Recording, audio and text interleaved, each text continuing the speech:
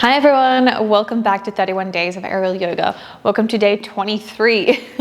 So we've done some grounded poses, some standing poses and inversions, and now we're getting on to our restorative poses, which I love a bit of everything, but argumentatively this is probably my favorite because it just allows you to go really, really deep into poses and it allows you to stay for a long time in those inversions.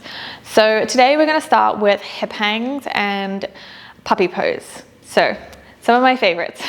I say that all the time, but let's get into it. So making sure that your hammock is at just a like mid shin height when you're standing. So you want it super, super low. And if you have a sore back or a back that is not very bendy, I recommend going even lower. Okay, so for our hip hang, we're going to come through the middle of the hammock, making sure that you're underneath the rigging point. We're going to bring our thumbs towards our body and our fingers on the outside. We're going to hinge at our hips, bending it forward, bringing the fabric underneath our hip bones.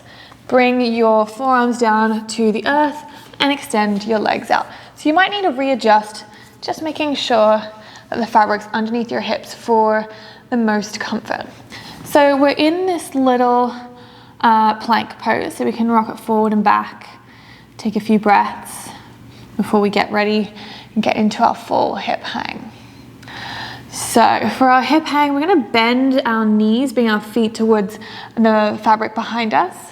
We can either come down, bring our palms on top of each other and put our forehead down onto our hands and then add a little sway. So option here, or you can extend your arms out in front of you and push into one hand at a time to get that little sway of the hips. So whichever variation works best for you, that feels the most comfortable. This is our hip hang pose. So depending on how often you've spent with the hammock, this can feel like quite a massage on our hips because essentially all of our weight is in the hammock at our hips right now.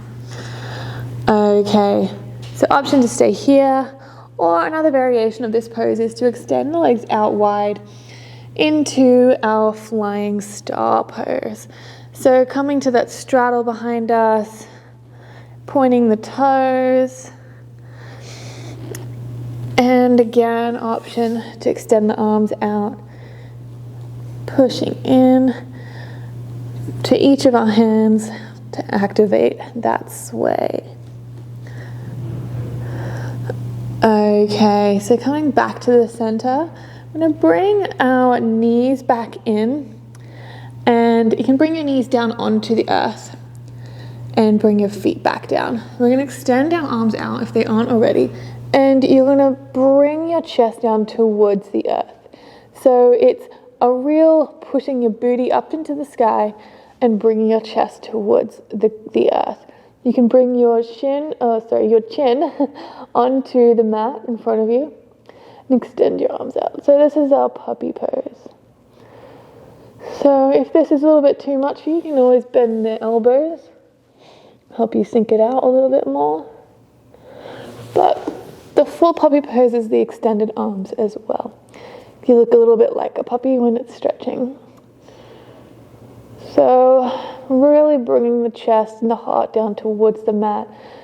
Obviously we're really working on our shoulders and our arms in this pose if your arms are extended.